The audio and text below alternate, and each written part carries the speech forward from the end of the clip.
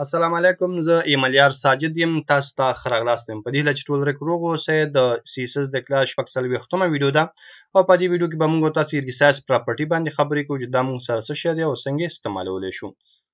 نو مخکې ځو ریسایز کې چې موږ سره کوم ویلیوز راځي. دا ریسایز خپله د CSS یو پراپرټي ده.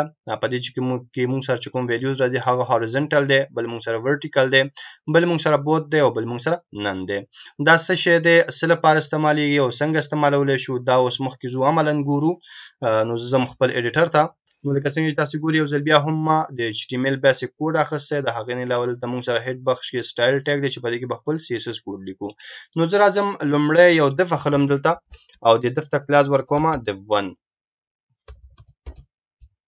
او اوس راځو د دف ته دې کې به یو پاراګراف هم زه ولیکم this is raf1 او اوس راځو دې ته سټایل ورکو. موږ سره چې کوم div1 کلاس دی دې ته ویډ ورکو مثال 300 پکسله او د دې چې کوم موږ سره هایټ راځي مثال هغه د موږ سره 200 پکسله وي او د دې چې کوم موږ سره بارډر راځي بارډر هم ورکو 2 پکسل سالډ او ریډ دی وي.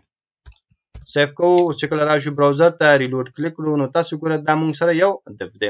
اوس که چیرته موږ وغواړو چې دغه دف سایز کم او زیات کړو هغه بای ډیفالت موږ نشو کولی. تاسو به ټکسټ ایریا که استعمال کړی وي هغه به مو کتلی وي. په دې ساحه کې تاسو کولی شئ ماوس ودروئ او هغه کم او زیات کړئ. خو سمپل چې کوم موږ سره ډفونه وي هغه موږ داسې نشو کولی. د هغه لپاره موږ کولی شو د ریسایز پراپرټي څخه کار واخلو. ریسایز پراپرټي ځان ته یوازې کار نه کوي، د دې سره به تاسو اوورفلو پراپرټي هم استعمالوي. څنګه؟ نو راځو خپل همدغه دف ته ورته وایو چې په دې کې لومړنی موږ سره چې کوم کار دی اوورفلو ده. نو هغه به موږ سره چې کې اټو بیک او یا هم تاسو کولی شئ سکرول لګوئ. کله چې دا ولګو له هغه نور سره راځو ریسایز پراپرټي لګوو. په دې کې ما تاسو ته ویل چې موږ سره څو ویلیوز دي، یو بوت دی، موږ سره یو هاریزونټل دی، یو نن دی، یو ورټیکل دی. که زه راشم هاریزونټل ورته ولیکم او زه دا سیف کړم راشم ته ریلوډ باندې کلیک کړم نو تاسو ګورئ دلته موږ سره علامه پیدا شو او اوس کولی شو زموږ دغه دف چې دی دا موږ هاریزونټلی یعنی ایکس په ترتیب سره د دې چې کوم اندازه ده هغه زیات کړو. که زه راشم دې کې ډیټا واچوم اضافه کړم نو تاسو پرې ښه پوهیږئ. فکر وکړئ چې موږ سره دې کې ډیټا زیاته ده. نو چې کله زه دا ریلوډ کړم اوس فلحال موږ سره دونه ښکاري که چېرته زه دا له دې ساحې څخه ونیسم دا اوږدوم نو تاسو ګورئ چې موږ سره هغه ډیټا فلحال دلته فل ښکاري. نو دا موږ سره د هاریزونټلی کار دی. اوس که چېرته وغواړم چې دې چې کوم ساحه ډیرول هغه ورټیکل وي د هغه لپاره به موږ دلته راځو او په CSS کې ریسایز ته ورټیکل لیکو. نو راځو د هاریزونټل په ځای ورټیکل لیکو. کله چې ورټیکل ولیکو سیو کړو او راشو ریلوډ باندې کلیک کړو اوس موږ کولی شو چې دې چې کوم سایز هغه ورټیکلی اضافه کړو. نو دلته ودرېږو تاسو ګورئ چې موږ کولی شو دې چې کوم سایز هغه ورټیکلی کم او یا هم زیات کړو. او که غواړئ چې په دواړو طرف زیات شي نو تاسو بیا کولی شئ د ورټیکلی په ځای ورته بوت ولیکئ. کله چې بوت ولیکئ سیو کړئ او راشي ریلوډ باندې کلیک کړئ اوس تاسو کولی شئ هم هاریزونټلی او هم ورټیکلی د دې چې کوم هغه ساحه ده هغه کم او زیات کړئ او خپل ترتیب سره برابر کړئ. او اخري چې کومه ویلیو ده موږ سره هغه نن دی. نن په دفس کې چې وي هغه بای ډیفالت وي. که تاسو نن ولیکئ او که ونه لیکئ نو دلته موږ سره دا اپشن نه وي. خو نن موږ کولی شو ټکسټ ایریا سره استعمال کړو. مثال که دلته راشم زه لاندې یو ټکسټ ایریا واخلم او دلته مثال یو لیکل هم وکړم یا لیکل نه کوم سیو کړم راشم دلته ریلوډ باندې کلیک کړم نو دا موږ سره ټکسټ ایریا رااله.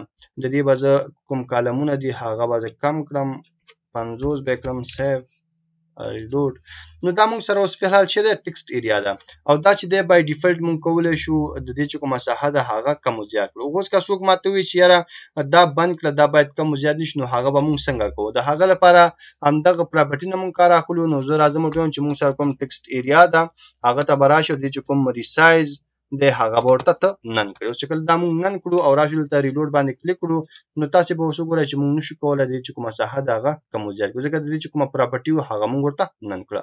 نو تاسو کولی شئ کوم ټکسټ ایریا چې وي هغه له ریسایز پراپرټي نن کړئ او کوم ډیفونه چې اخیستي هغه له لومړی اوورفلو اټو او یا هم سکرول لګوئ له هغه نه وروسته ورته ریسایز کې یا هاریزونټلی یا ورټیکل یا هم تاسو کولی شئ بوت ولګوئ.